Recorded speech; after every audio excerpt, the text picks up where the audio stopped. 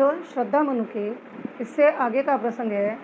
और देखा ये सुंदर दृश्य, नयन का इंद्रजाल अभिराम, कुसुम में भूमि लता समान, चंद्रिका से लिपटा घनश्याम। हृदय की अनुकृति वाह्य उदार, एक लंबी काया उन्मुख, मधु पवन क्रीडित जो शिशुशाल, सुशोभित हो सौरभ संयुक्त। मृषण गांधार देश के नील, रोम वाले में शोके चर्म नील परिधान बीच सुकुमार।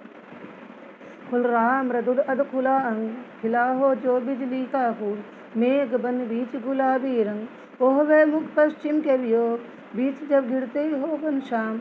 अरुण रवि मंडल उनको भेद, दिखाई देता हो छविदाम।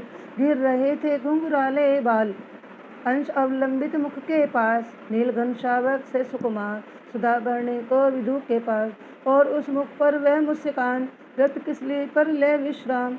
अरुण की एक किरण अम्लान, अधिक अलसाई हो अभिराम। कहा मन उन्नव धरनी भी, बना जीवन रहस्य निरुपाय। एक फूल का सा जलता भ्रांत, शून्य में फिरता असहाय। अब प्रस्तुत पंक्तियों में कवि प्रसाद जी मनु के मन के भावों को स्पष्ट करते हुए कहते हैं कि जब मनु ने यह सुंदर दृश्य माने यह सुंदर चित्र देखा, अर्थात यह सुंदर वातावरण देखा। कैसा सुंदर वातावरण था कि जब धरती पर कोई प्राणी नहीं था, वहाँ उन्होंने एक अलौकिक कोमल नारी की ध्वनि को सुना तो उन्हें बड़ा आश्चर्य से हुआ, मानो उनके नेत्रों पर इंद्रजाल माने जादू, अभिराम माने सुंदरता, जैसे उनके नेत्रों पर किसी ने सुंदरता का जादू ही कर दिया। कुसुम वैभव से लता समान, जैसे कुसुम माने पुष्प, वैभव माने संपदा, फूलों की संपदा से लदी हुई या फूलों की संपदा से भरी हुई कोई बेल ही उनके समान प्रत्यक्ष हो, अथवा चंद्रमा की चांदनी से लिपटा हुआ कोई काले बादल का टुकड़ा हो। हृदय की अनुकृति बाह्य उधार, अर्थात उनके हृदय की अनुकृति माने कल्पना, उनके हृदय की कल्पना एक बाहरी उदार आवरण को आकृति को ग्रहण करके स्पष्ट हो गई थी, क्योंकि एक लंबी काया माने शरीर, एक लंबा पतला शरीर जो स्वतंत्र रूप से मानो अपना विकास कर रहा है, मानो स्वतंत्र रूप से धीरे धीरे आगे बढ़ रहा है। कैसा लग रहा था? मानो मधुपवन क्रीड जो शिशुशाल, सुशोभित हो सौरभ संयुक्त, मानो बसंत ऋतु की सुगंधित वायु के साथ खेलता हुआ कोई छोटा सा साल का, साल एक पेड़ होता है, साल की लकड़ी फर्नीचर बनाने के काम आती है, तो साल का कोई छोटा सा वृक्ष सुगंधित वायु से युक्त होकर शोभा पा रहा हो। मृषण गांधार देश के नील, रोम वाले मेषों के चर्म ढक रहे थे उसका वपु कांत, बन रहे था वह कोमल वर्ण। मृषण माने चिकनी, चिकनी और कोमल बालों वाले जो मेष माने भेड़ गांधार देश में पाए जाते हैं।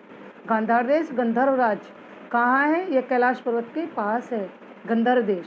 तो चिकनी और कोमल नीले रंग की भेड़ों की जो चर्म माने खाल है, जो गांधार देश में पाए जाते हैं, उनके बालों से बना हुआ एक वस्त्र, उसका वपु माने शरीर, कांत माने कोमल, उसका कोमल शरीर ढक रहा था। वह उसके लिए अत्यंत कोमल और मुलायम वस्त्र बना हुआ था। अब ये पंक्तियाँ बच्चों वेरी वेरी इंपॉर्टेंट है, इनका व्याख्या पेपर में आ जाती है। कौन सी? नील परिधान बीच सुकुमार, खुल रहा मृदुल अध खुला अंग, खिला हो जो बिजली का फूल, मेघबन बीच गुलाबी रंग, अर्थात नील परिधान, नीले वेश में, कहाँ? बीच बीच में से सुकुमार, अत्यंत कोमल, मृदुल माने आकर्षक, मन को आनंद करने वाले, आधे खुले हुए अंग ऐसे शोभायमान हो रहे थे जैसे मानो मेघवन बादलों के वन में गुलाबी रंग का बिजली का पुष्प खिला हुआ हो। दोबारा देखो इन पंक्तियों का। प्रस्तुत पंक्तियों में कवि प्रसाद जी कहते हैं कि नीले परिवेश में, नीले वेश में, नीले वस्त्रों में, बीच बीच में श्रद्धा के अत्यंत सुकुमार, कोमल, मृदुल माने मन को आकर्षित करने वाले, आधे खुले हुए अंग ऐसे शोभायमान हो रहे थे जैसे मानो बादलों के वन में बिजली का गुलाबी रंग का पुष्प खिला हुआ हो। वचन पंक्ति में जो शब्द आने के कारण उपमा अलंकार है। ओहो वह मुख पश्चिम के वियोग, बीच जब गिरते हो घनश्याम, अरुण रवि मंडल उनको अभेद, दिखाई देता हो छविधाम। अरे श्रद्धा का वह तेजस्वी और सुंदरता से परिपूर्ण मुख, जैसे पश्चिम के व्योम माने आकाश में बीच बीच में घने काले बादल घिरे हुए हों। दोबारा देखो, अरे श्रद्धा का वे तेजस्वी और सुंदर मुख, जब पश्चिम के आकाश में घने काले बादल घिरे हुए हो, तो उनके बीच में अरुण माने लालिमा से युक्त, रवि माने सूर्य, लालिमा से युक्त सूर्य अपने आभा मंडल से, क्योंकि पश्चिम दिशा में जब सूर्य छिपता है तो बच्चों वह आवर्त में हो जाते हैं, एक वृत्त या सर्किल के रूप में बन जाता है, गोला बन जाता है। तो ऐसा ही लाल सूर्य अपने मंडल से, अपने गोल रूप से उन बादलों को चीरता हुआ अपनी सुंदर कांति को दिखाता है। अरे श्रद्धा के वे घुंघराले बाल, अंश अवलंबित मुख के पास, नील घन शावक से सुकुमार, सुधा भरने को विधु के पास। और श्रद्धा के वे घुंघराले बाल, घुंघराले माने जिन्हें आप अंग्रेजी में करली बोलते हैं, जिनमें छिल्ले से बड़े रहते हैं।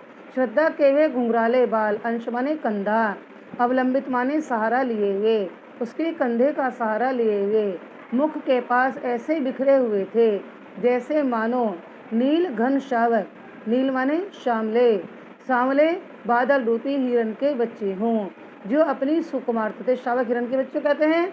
और चंद्रमा क्या था? तो श्रद्धा का मुख था। चंद्रमा रूपी अमृत के पास अमृत पीने के लिए आए हों।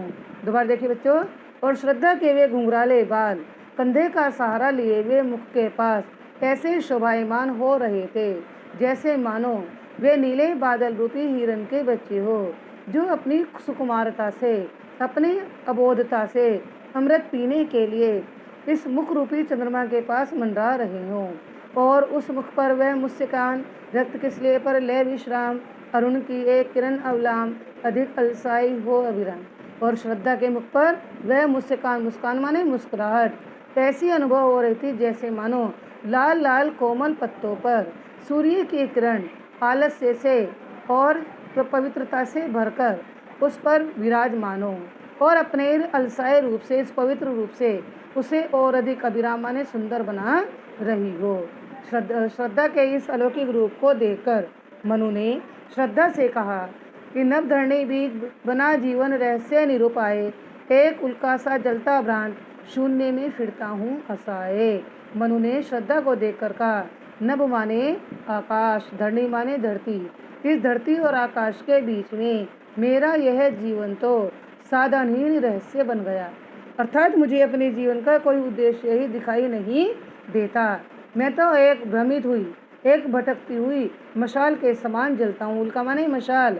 और इस शून्य संसार में असहाय और बेबस या लाचार हुआ घूमता रहता हूँ। बच्चों, इसके अंतर्गत श्रृंगार रस है, भाव और गुण माधुर्य है। संपूर्ण श्रद्धा और मनु की वार्तालाप पर आधारित है। इसका स्थायी भाव श्रृंगारस का रति है, संयोग श्रृंगारस का प्रयोग है। इन पदों में समय, उपमा अलंकार, रूपक अलंकार का प्रयोग है।